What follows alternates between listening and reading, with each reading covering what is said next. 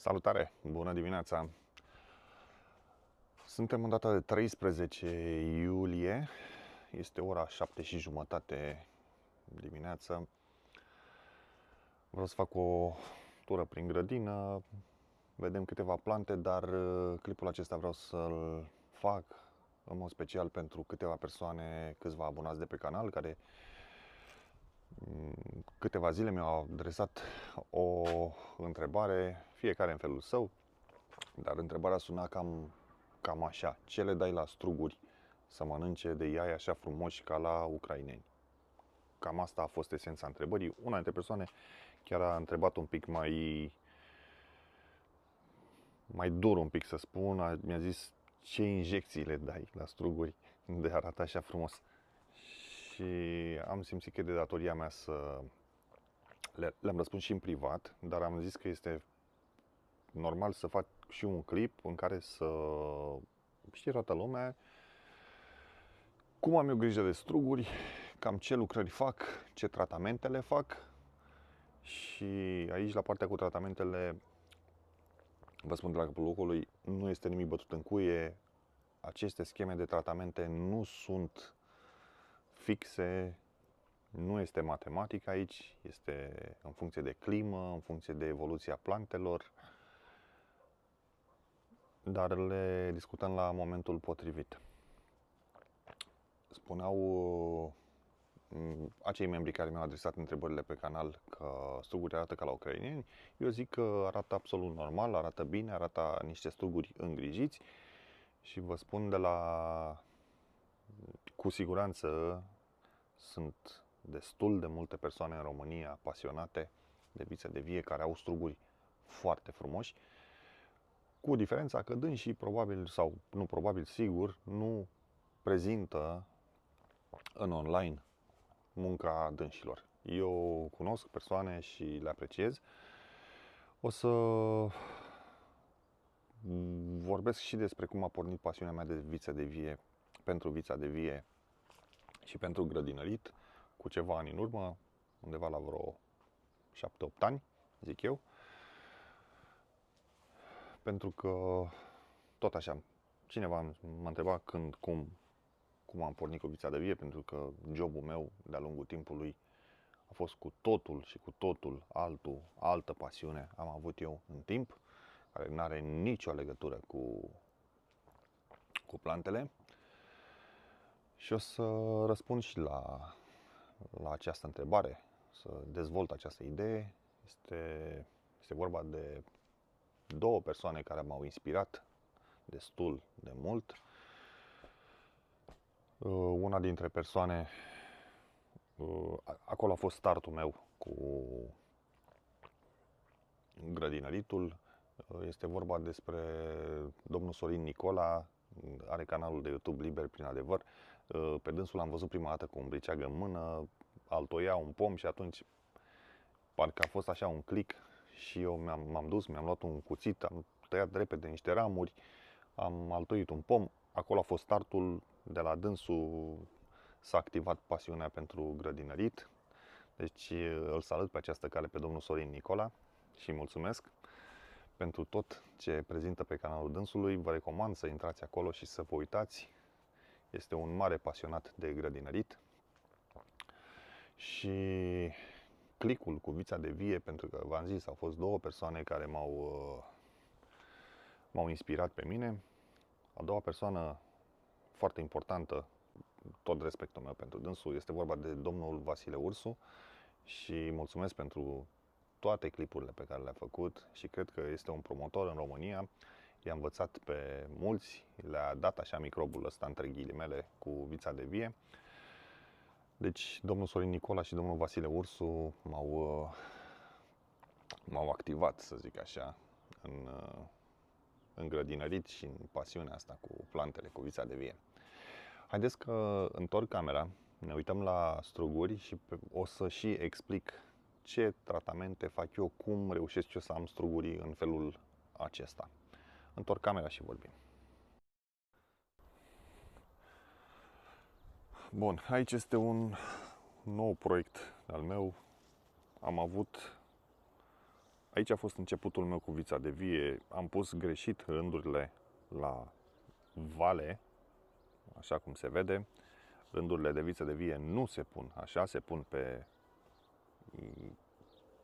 orizontală, pe plan drept.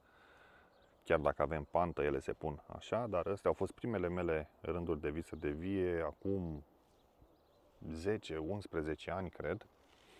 Sunt niște vițe de Moldova plantate, care au fost supraaltoite și am făcut o pergolă. Am pus stâlpii așa, am făcut niște traverse și așa. O să vă arăt și cum am prins sârmele de susținere, uitați-le. E practic o pergolă cu întinzătoare din acestea, care sunt foarte bune. Iar dat fiind faptul că este la vale totul și lăstarii pot pleca, ultima sârmă pentru acești lăstari, ultima sârmă nu mai e sârmă, este un lanț. Uitați. Și l-am pus datorită faptului că pe lanț nu mai culisează lăstarii. Bun, acum haideți să vorbim despre... Da, așa arată pergola. Trebuie să umplu tot tavanul acesta anul viitor. Aici avem Baikonur. Haideți să vorbim să răspundem la întrebările persoanelor care m-au întrebat cum reușesc să am struguri așa și m-au întrebat dacă injectez cu ceva. Nu injectez cu nimic, totul ține în muncă și în pasiune. Deci, rărirea lăstarilor, pentru că cu răritul lăstarilor începem la intrarea în vegetație, o facem în funcție de vigoarea plantei. Deci nu lăsăm foarte mult rod dacă știm că nu avem o plantă destul de puternică și să aibă și vârsta corespunzătoare. Că degeaba avem o plantă de 6 ani, 7 ani, dacă nu este dezvoltată, nu are vigoare bună. Deci nu putem lăsa rod mult pe o plantă slăbuță. Rărim lăstarii, normăm rodul, iar tratamentele pe care eu le fac sunt de obicei 3, maxim 4. Dar anul acesta încerc să rămân la 3 tratamente. La intrarea în vegetație am stropit, dar repet, aici nu este matematică, nu vă luați după mine, sunt 1001 de scheme de tratamente. Eu la intrarea în vegetație am folosit Ridomil Gold și Universalis împreună cu un acaricid și un insecticid. După aceea, înainte de înflorire, am folosit Cabriotop, la fel, insecticid și acaricid. Iar după scuturarea florilor, am aplicat Universalis și la fel insecticid și acaricid. Iar la una dintre grădini am aplicat în loc de Universalis Cabriotop. Iar la cealaltă grădină am folosit Ridomil Gold cu Topaz. Deci le-am inversat. Nu există, nu e o regulă care cum să fie primul. Din ce am observat pe descrierea lui Universalis, am văzut că are o recomandare mai bună pentru a fi aplicat după scuturarea florilor. Nu știu, la mine n-am văzut nicio diferență. În ce privește ce a spus acea persoană pe canalul de YouTube, referitor la injecții, nu știu ce înseamnă injecții, că le dai injecții, probabil se referă la ceva hormoni din ăștia de creștere, habar n-am, nu știu, nu-i cunosc, nici nu vreau să-i cunosc acești hormoni, să-i aflu. Dacă e interesat de așa ceva, poate să caute pe internet. Eu nu știu, eu aplic o dată la 2-3 ani niște gunoi de grajdi, pentru că nu pot săpa pământul. Este foarte pietros la mine. La mine se vede că nici nu este săpat. Eu niciodată nu sap în vița de vie. Bine, nu recomand nimănui să facă treaba asta. Eu vă spun, vă arăt ce am la mine. Pentru că e foarte multă piatră, nu poți. N-ai cum, îți rupi sapa în el. Eu am făcut găurile cu burghiu, cu dalta, aici cu ranga. Așa, iar cine... Și de-aia aplic gunoi de grajd o dată la 2-3 ani. Asta e tot ce fac. Le mai aplic din când în când câte un foliar din ăsta Crop Max, dar asta la intrare în vegetație. Cam astea sunt tratamentele pe care le fac eu. N-aș putea să le dau hormon de creștere, întrucât eu nu am o plantație comercială, dar asta nu înseamnă că trebuie făcut așa ceva. Chiar și dacă ai o plantație comercială, eu zic că trebuie să ai bun simț și să nu otrăvești strugurii. Ia uitați, sunt rari, circulă aerul printre ei, numai în felul ăsta putem să avem struguri sănătoși și frumoși. Deci nu este niciun secret, îmi spuneau dânsii că arată ca la ucraineni. Arată ca la români. Sunt foarte mulți români care au struguri de calitate, struguri frumoși.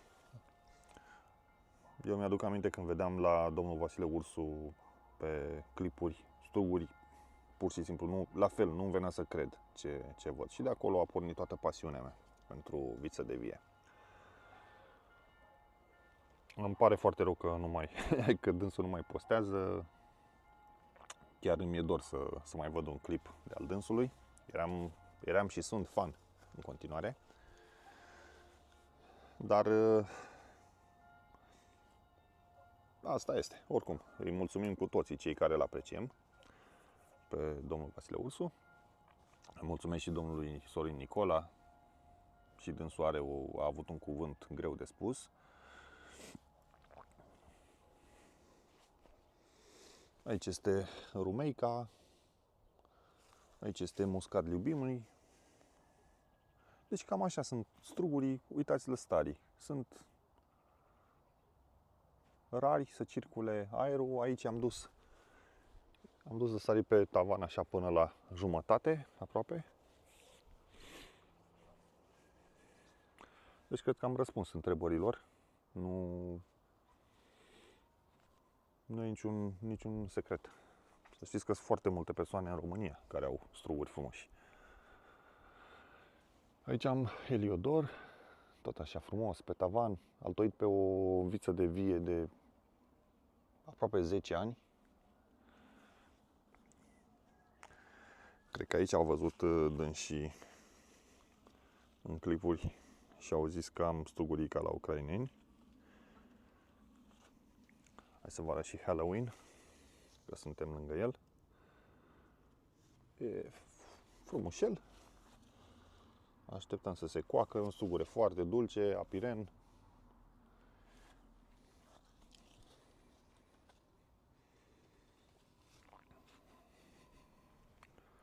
Așa, acolo la fel.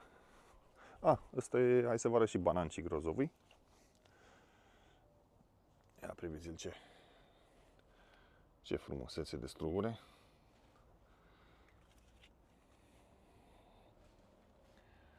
Și îi pregătesc și pe aceștia să-i duc pe sus, pe tavan.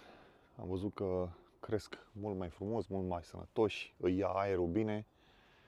Și mi-am lăsat corzi ca să-mi aleg în primăvară pe care o voi duce așa la orizontală și din ea să plece lăstarii cu rod, așa cum am aici. Bine, aici a plecat corda invers, a plecat așa.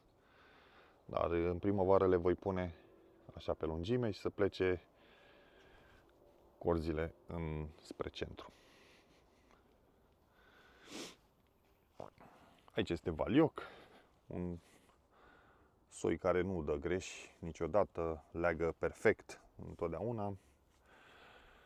Hai să vă arăt câteva bobițe la Ruby Roman, că suntem pe lângă el. Îl așteptăm să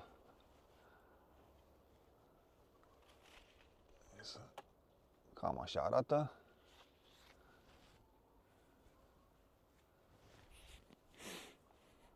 Aici avem și niște vulcan. Îl aștept să se dezvolte și el bine.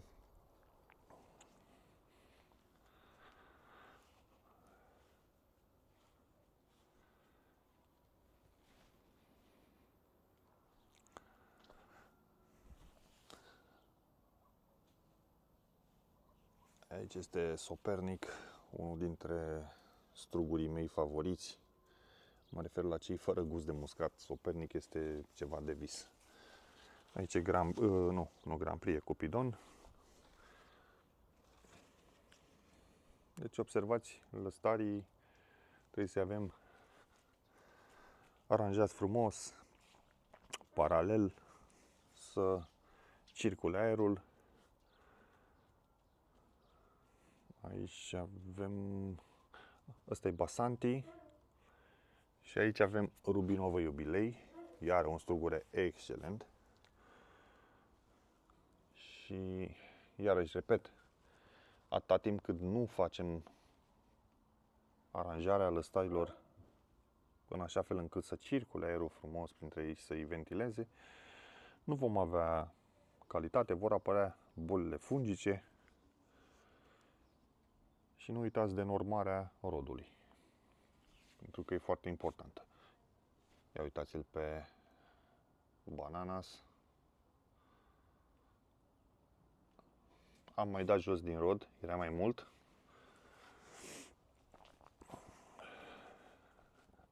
Aici îl știți, din clipurile anterioare, o să-l vedem și copt.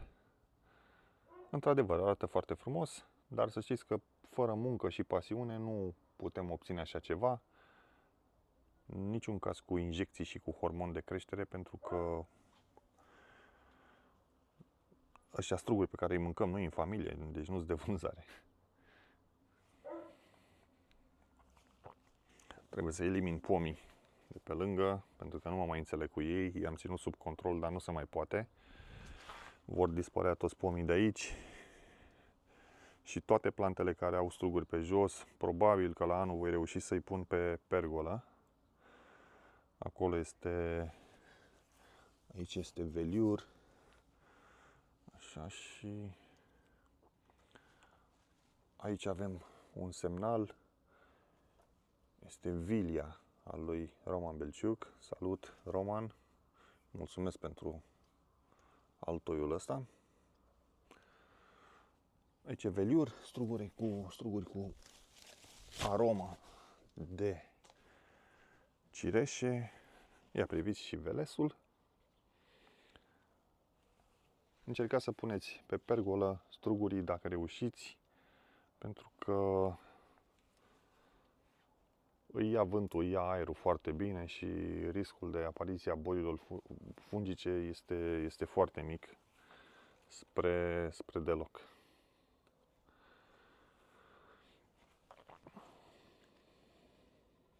Da.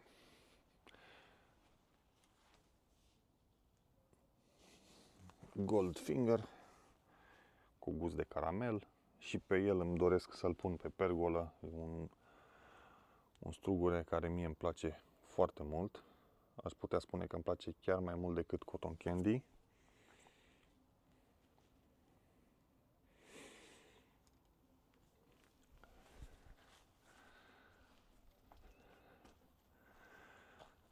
Deci pomii ăștia vor dispărea. Aici iarăși mai pregătesc o pergolă.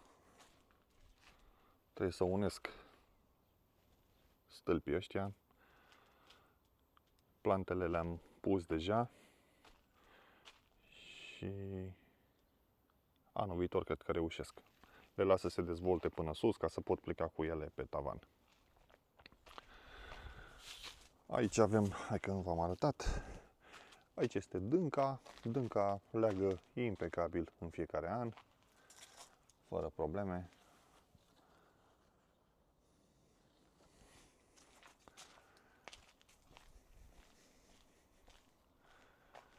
Stâlpii de beton îi voi înlocui pe toți, absolut toți.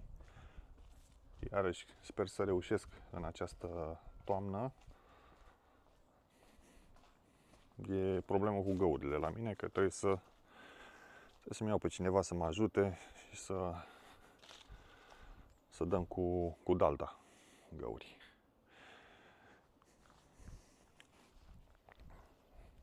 Deci cam asta am vrut să vă prezint, dragi prieteni, astăzi.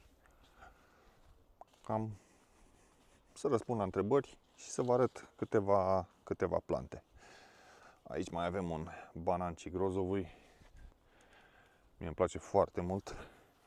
Anul trecut a fost senzație. Pe lângă faptul că este foarte frumos, probabil unul dintre cele mai frumoase soiuri de la mine din colecție, este și bun. Este și foarte bun, nu are aromă de muscat, dar este foarte fin, dulce. Mie îmi place foarte mult.